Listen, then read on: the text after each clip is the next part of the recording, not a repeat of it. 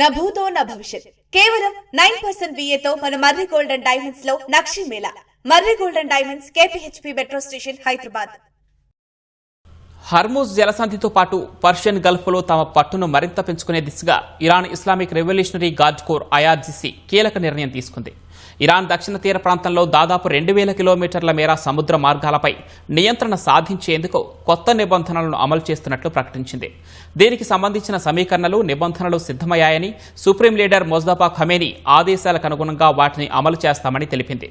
Arabia Gulf నుంచి Hormuz జలసంధి వరకు ఉన్న ఇరాన్ తీర ప్రాంతాన్ని మరింత సురక్షితం చేయడమే ఈ కొత్త నిబంధనల లక్ష్యమని IRGC పేర్కొంది. ఈ ప్రాంతాన్ని ఇరాన్ ప్రజలకు గర్వకారణంగా, ప్రాంతీయ సుస్థిరతకు మూల కేంద్రంగా మారుస్తామని వెల్లడించింది. ఇటీవల పర్షియన్ గల్ఫ్ దినోత్సవం సందర్భంగా హర్ముజ్ జలసంధికి సంబంధించి Iran supreme leader Mojtaba Khamenei సమగ్రమైన వ్యూహాత్మక ప్రణాళికను ఆవిష్కరించారు.